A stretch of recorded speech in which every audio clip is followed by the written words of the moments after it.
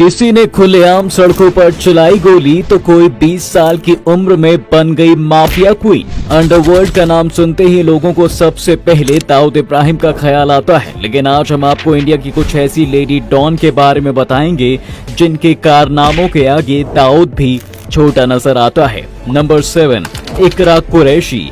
इस लिस्ट में पहला नाम आता है इकरा कुरैशी का, जिसने सिर्फ 22 साल की उम्र में अपना ऐसा आतंक कायम किया कि लोग आज उसके नाम से कांपते हैं। इकरा का अंडरवर्ल्ड डॉन दाऊद इब्राहिम से गहरा रिश्ता रहा है, क्योंकि आज जहां इकरा का सिक्का चलता है वहां कभी दाऊद अपनी फैमिली के साथ रहता था। जी हाँ, इकरा मुंबई के सबसे खतरनाक इलाके डोंगरी पर राज करती है और वहां का धंधा चलाती है। कहा जाता है कि इकरा इस जुर्म की दुनिया में बहुत कम उम्र में ही आ गई थी।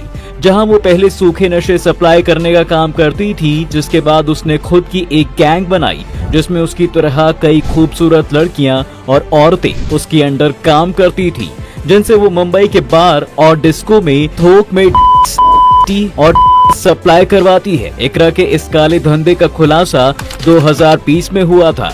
दाऊद गैंग के एक आदमी से उनकी दुश्मनी हो गई थी, जिसके बाद उसने इकरा की मुखबिरी कर दी, जिसके बाद पुलिस ने उसे अरेस्ट भी किया था, लेकिन वो कुछ ही दिनों में बेल पर बाहर आ गई और अपना धंधा करने लगी। नंबर 6, अस्मिता गोहिल। इसके बाद बारी आती है अस्मिता गोहिल उर्फ भूरी डॉन की, जिसे जुर्म की दुनिया से इतना प्यार था कि सिर्फ 22 साल की उम्र में एक कत्ल के मामले में जेल की हवा खा चुकी है। अस्मिता गोहिल को अपना आतंक फैलाने का ऐसा शौक था कि वो आए दिन अपनी सोशल मीडिया पर बंदूक और तलवार के साथ फोटो और रील अपलोड करती रहती थी। कहा जाता है कि अस्मिता कुछ साल पहले तक सीधी साधी लड़की थी जो गुजरात के सूरत के पास एक गाँव में रहती थी, लेकिन एक दिन उसकी मुलाकात गुजरात के गैंगस्टर संजय भूरा से होती है और धीरे धीरे दोनों में प्यार हो गया, जिसके बाद अस्मिता भी संजय के साथ वसूली, मारपीट और लूटपाट जैसे क्राइम करने लगी। और तब संजय भूरा की गर्लफ्रेंड होने की वजह से अस्मिता को लोग भूरी डॉन के नाम से जानने लगे। आज अस्मिता का खौफ ऐसा है कि सूरत के बिजनेसमैन तो उससे डरते ही हैं, साथ ही बड़े से बड़ा गैंगस्टर भी उससे पंगा लेने से डरता है। इसलिए अस्मिता के खिलाफ केस तो दर्ज होते हैं और वो जेल भी जाती है, लेकिन उसे कभी सजा नहीं मिलती, क्योंकि कोई भी उसके खिलाफ गवाही देने सामने नहीं आता।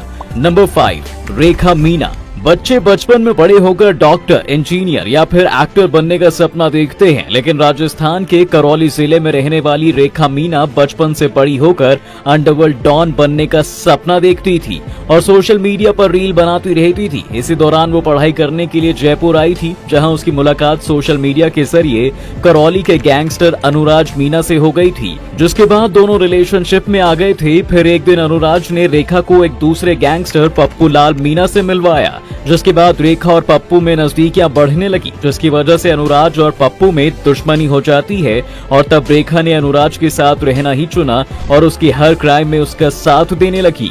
यहाँ तक कि जब एक बार वो अपने गैंग के लोगों के साथ दारू पार्टी कर रही थी और एक लड़के ने उन्हें रोकने की कोशिश की, तब रेखा ने इसकी पीठ पर गोली मार दी। नंबर 4, सोनू पंजाबन। इसके बाद नाम आता है सोनू पंजाबन का उर्फ गीता अरोड़ा का। हरियाणा के रोहतक में रहने वाली गीता अरोड़ा का नाम तब फेमस हो गया था जब उसका नाम देश के हाई प्रोफाइल देह व्यापार के मामले में सामने आया था। तब पुलिस की जांच में सामने आया था कि सोनू दिल्ली में देश का सबसे बड़ा रैकेट को ऑपरेट कर रही थी, जिसमें 13 साल की बच्ची से लेकर 40 साल की औरत भी शामिल थी। सोनू ने 2 बार शादियां की थी, लेकिन उसके दोनों ही पति पुलिस एनकाउंटर में मारे गए। नंबर 3, हसीना पारकर। अंडरवर्ल्ड डॉन दाऊद इब्राहिम की बहन हसीना पारकर का भी अपने भाई की तरह क्राइम की दुनिया में बड़ा नाम था, जिसे पूरा मुंबई अंडरवर्ल्ड आपा कहता था और जिसके एक इशारे पर दाऊद के लोग किसी का भी काम तमाम कर देते थे। लेकिन कमाल की बात तो यह है कि दाऊद कभी नहीं चाहता था कि उसकी चारों बहनों में से कोई भी क्राइम की दुनिया में आए, इसलिए वो हर महीने अपनी बहनों को करोड़ों रुपए भेजा करता था ताकि उसकी बहनों को किसी चीज की कमी ना हो। लेकिन दाऊद के दुश्मनों ने उससे बदला लेने के लिए हसीना के पति को मरवा दिया था, जिसके बाद हसीना क्राइम की दुनिया में आ जाती है और दाऊद के नाम से मुंबई पर राज करने लग गई और दाऊद के बिजनेस को संभालने लगी। लेकिन 2014 में उनकी मौत हो गई। नंबर 2, रुबीना सिराज सईद। रुबीना का नाम बहुत कम लोगों ने सुना होगा। किसी जमाने में मुंबई के एक छोटे से ब्यूटी पार्लर में ब्यूटिशियन का काम करने वाली रुबीना इतनी खूबसूरत थी कि उसके चर्चे मुंबई से लेकर दुबई में बैठे डी कंपनी तक में होते थे, क्योंकि तब उसका कनेक्शन छोटा शकील से था और वो मुंबई में रहकर भी शकील के दिल पर राज करती थी, जैसे शकील हीरोइन कहता था। दोनों की मुलाकात तब हुई थी जब शकील नया नया दाऊद गैंग में शामिल हुआ था। रुबीना ज्यादा पैसे कमाने के चक्कर में शकील के करीब आ गई थी, जिसके बाद वो पार्लर की आड़ में काले कारनामे करती थी।